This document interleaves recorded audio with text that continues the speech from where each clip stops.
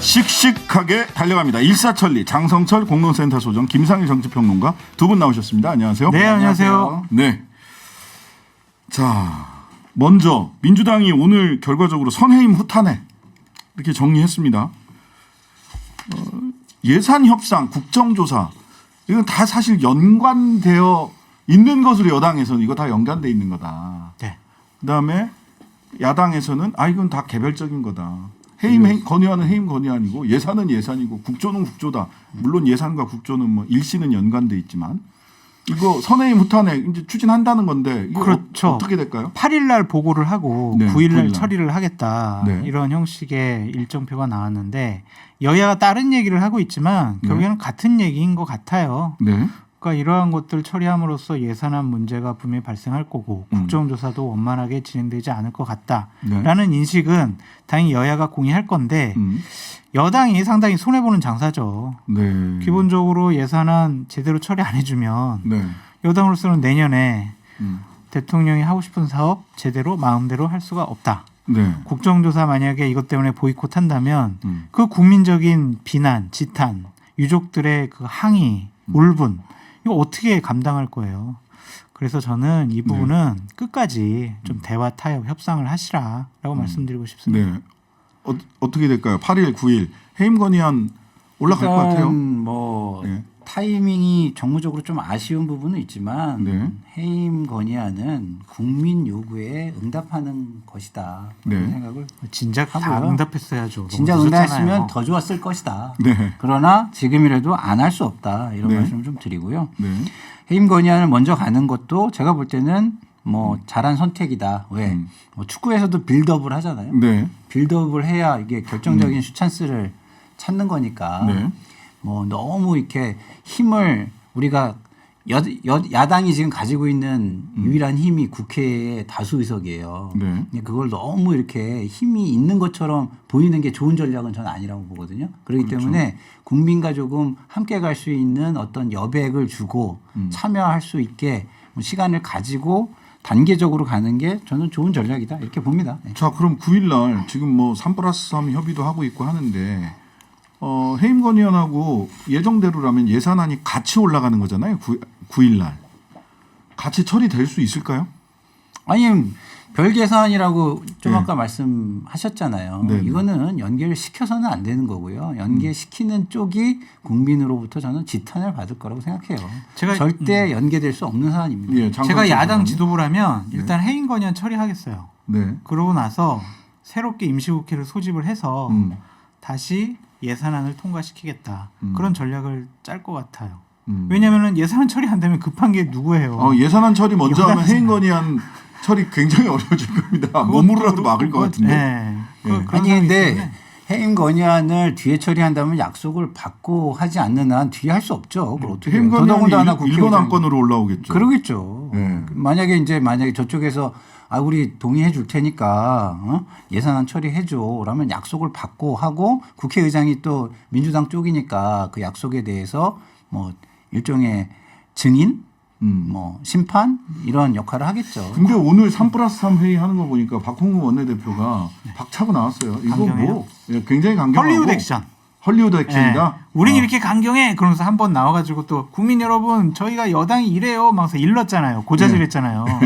이게 바로 명분을 만들어가기 위한 하나의 퍼포먼스 헐리우드 액션이다라고 네. 보여지는데 저는 결국에 이런 것들 충분히 주호영 원내대표랑 박홍근 원내대표가 따로 두 분이 만날 거예요. 네. 만나서 좀談판을 지을 거다라고 보여지고 예산안 같은 경우에 조금 시일이 늦춰질 뿐이지 어차피 통과될 거다. 네. 서로 이해관계가 똑같아요. 예산 문제와 관련해서. 말하자면 9일 날 동시에 해임 건의안과 예산안이 통과될 가능성은 뭐 그리 높지 않으나 시간차를 두고라도 예산안은 12월 중에 통과될 거다.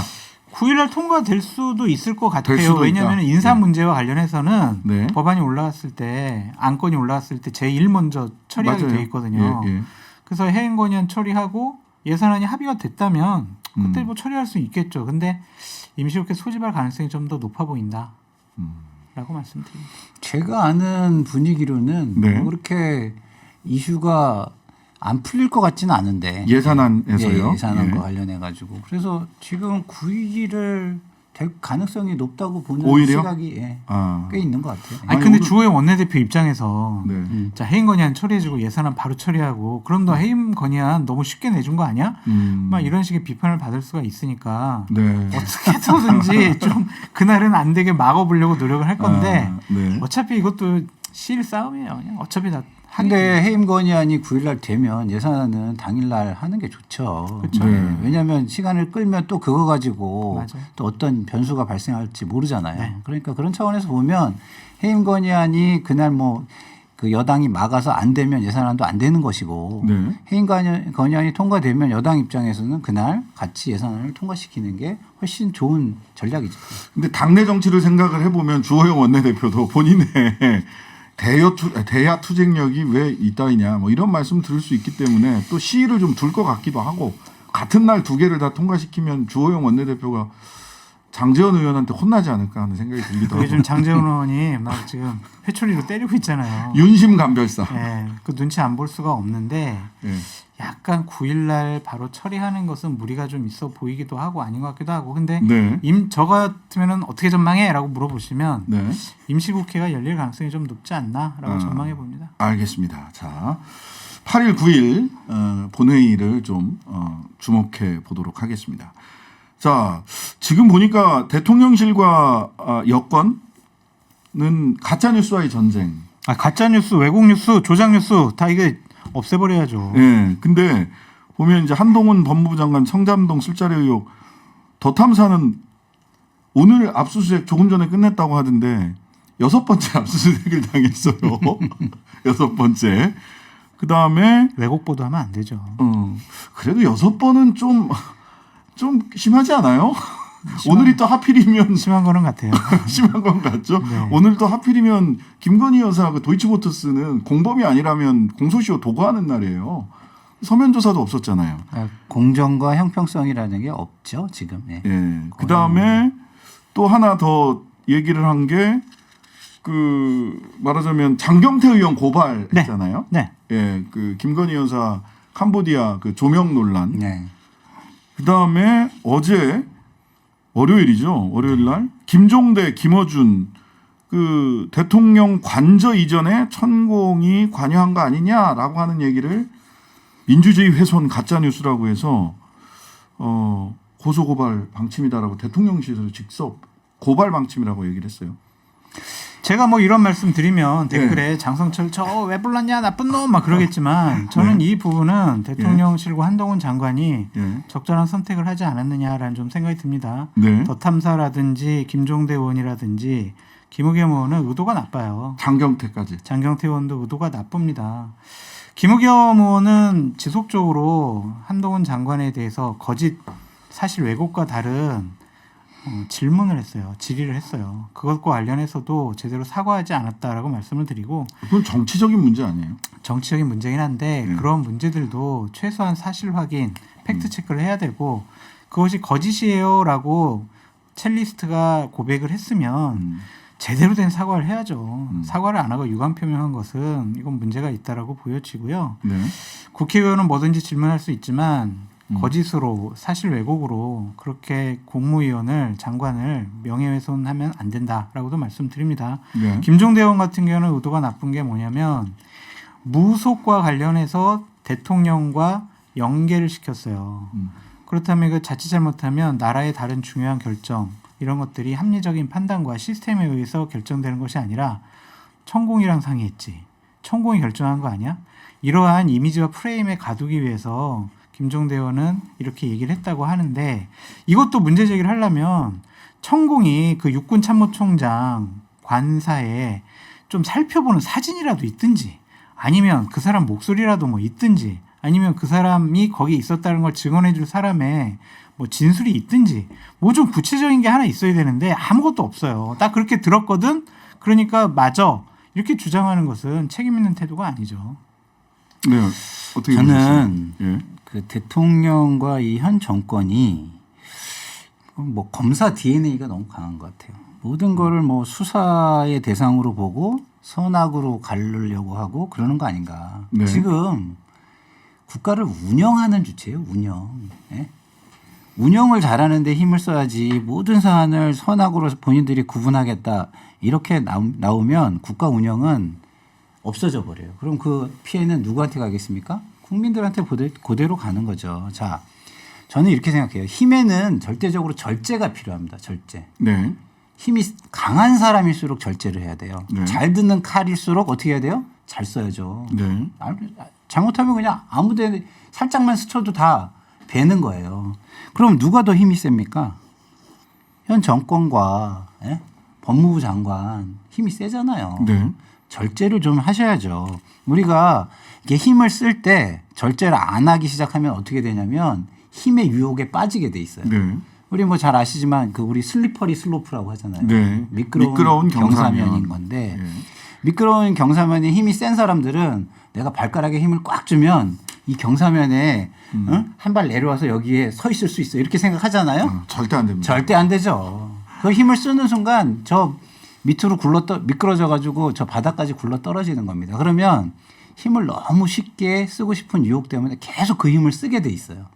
그래서 힘 있는 사람에게는 절제가 필요한 거거든요. 그래서 절제하지 못하는 사람들은 또 그 힘을 가질 자격이 없는 겁니다. 그래서 물론 야당 의원들도 조금 더 입증 책임을 다하는 자세 좀 있었으면 좋겠다 이런 아쉬움이 있지만 그래도 그걸 보고서 대통령실과 한동훈 장관이 이렇게 한다. 그러면 제가 볼 때는 더 그 힘을 가질 자격이 없는 것을 드러내는 것이다. 이렇게 말씀을 드리고 싶어요. 자, 한동훈 장관의 고소고발 이건 뭐 한동훈 장관은 고소고발 전에도 또 뭐죠? 제가 정확하게 기억이 갑자기 안 나네. 그러니까 고소고발을 잘 하세요. 잘 하세요. 잘하죠. 예전 검사 시절부터 잘 하시는데 검사의 고소고발도 그렇고 지금은 주무부처 장관 인사명령권자인 법무부 장관이 고소고발을 하면 담당 수사검사는 어떻게 해야 그렇죠. 됩니까?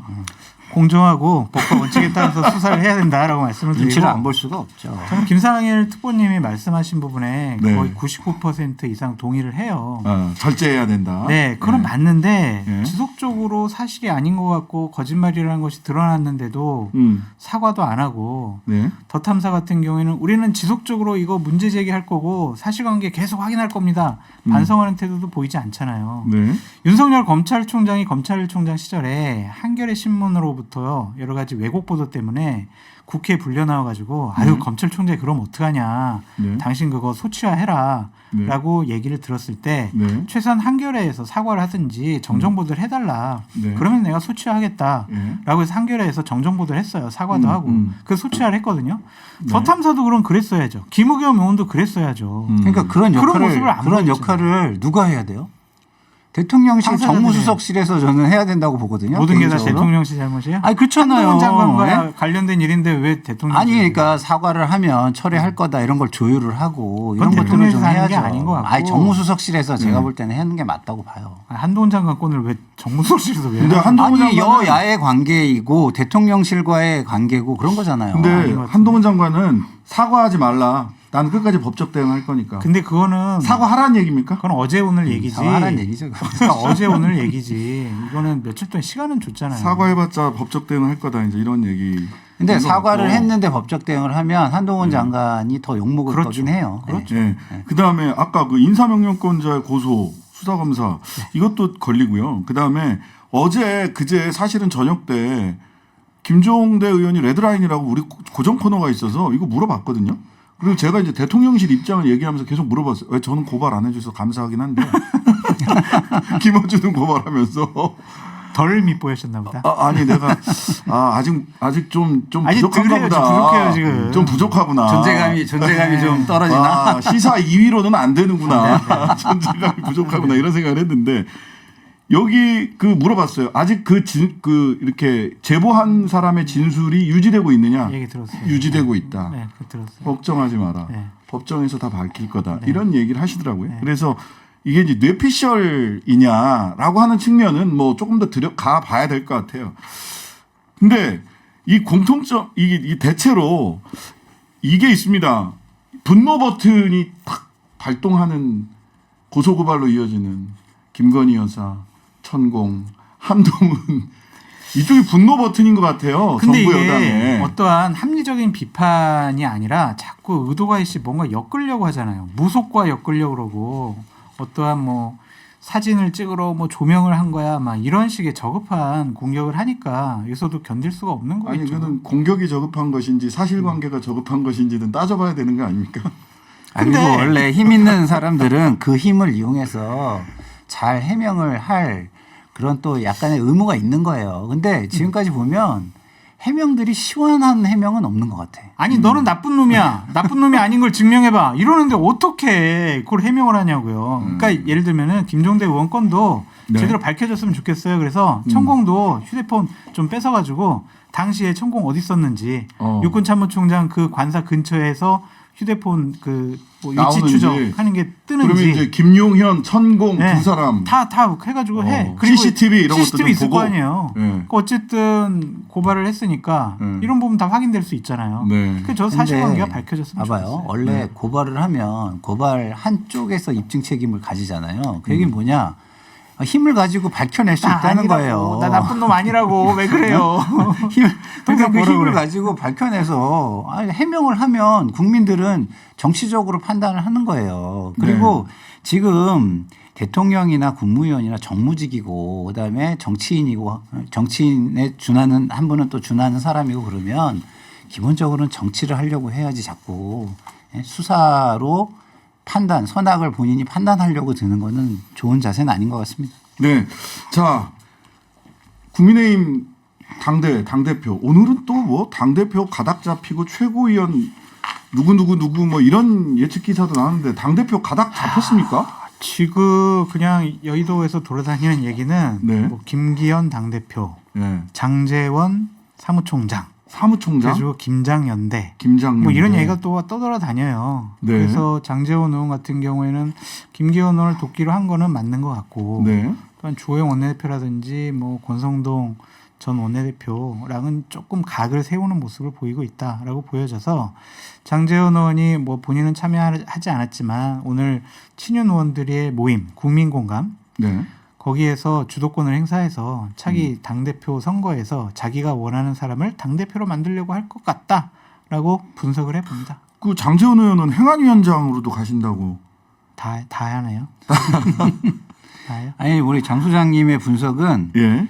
굉장히 정확하기를 바래요. 예. 네, 너무 감사한. 그러면 민주당이 민주당이 신난다, 총선에서 땡큐다. 굉장히 유리한 지점을 저는 점할 거라고 보고요. 네. 뭐 감사한 일이죠. 어. 그러니까 뭐 김기현 당대표, 장제원 사무총장 되기를 제가 뭐 저기 주호영 원내대표는 임기가 내년까지 5월 달로 되어 있고요. 내년 5월이요. 예, 그 정진석 비대위원장은 3월 12일까지입니다. 아, 12일 날 그러면 당 대표 선출하는 겁니까? 그날로 지금 많이 논의가 되고 있어요. 네. 그날 할 가능성이 높습니다. 네.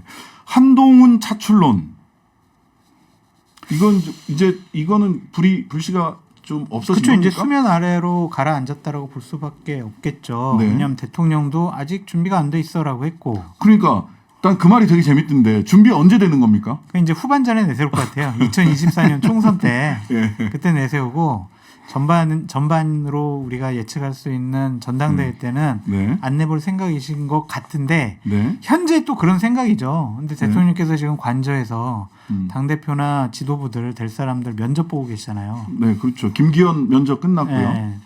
그런 면접에서 마음에 드는 사람 없으면 또 네. 적극적으로 투입할 수도 있지 않을까.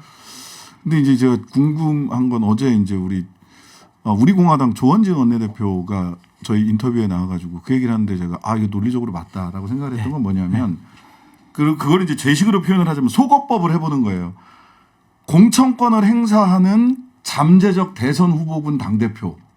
이건 현 대통령실에서 받아들이기 어렵지 않습니까? 이렇게 해서 소거를 하면 유승민, 안철수가 소거가 됩니다. 그렇죠. 그렇죠. 원래 그 원칙이었어요. 근데 대선 후보는 당 자 대표 그러면 한동훈 네. 잠재적 대선 후보군 1위예요 지금. 그렇죠. 예, 야당에서 1위 대선 차기 정치지도자 1위인데 여기에 공천권을 행사해.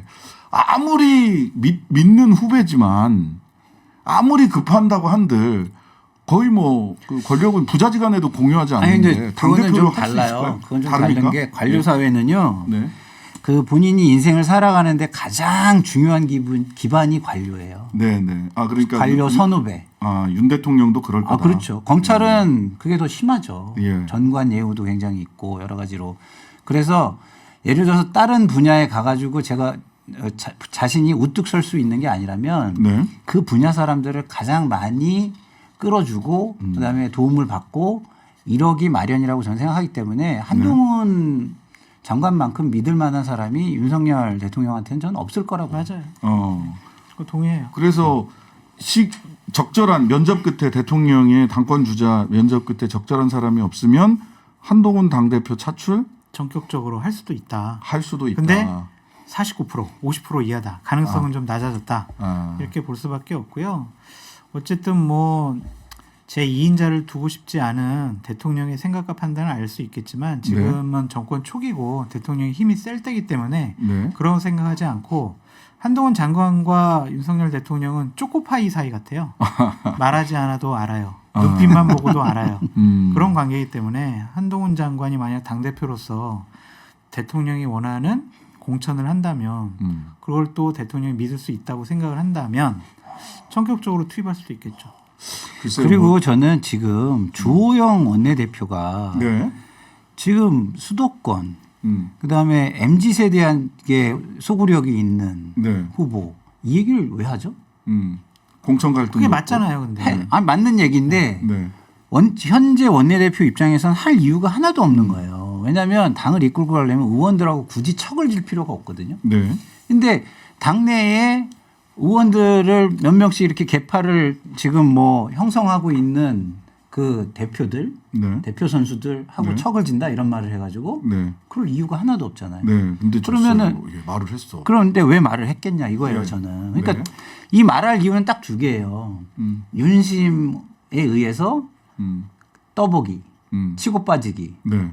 이제 치고 빠지고 또 나중에 그 좀 소강이 되면 또 치고 빠지고 치고 하면서 한동훈 장관을 계속 띄울 수 있겠다 이런 생각이 들고요. 두 번째는 정말 주호영 원내대표가 당의 미래를 생각하는 진정한 정치인이다. 둘 중에 하나 상식적이고 아니겠어요? 합리적인 정치인이다. 꼼수냐 진심이냐? 진심이라고 봐야죠. 진심이다. 네. 근데 이제 장제원 그 윤심 간별사께서 절대 아니다 이렇게 얘기를 하시니까 도대체 뭘까? 진심이 아니라 윤심이라고 생각합니다. 윤심이다. 예. 그 어느 쪽의 간별사가 윤심일까? 제대로 된 역할을 잘 해줘야 될 텐데 알겠습니다. 걱정스럽습니다. 예. 지금까지 장성철, 김상일 두 분 함께했습니다. 감사합니다. 감사합니다.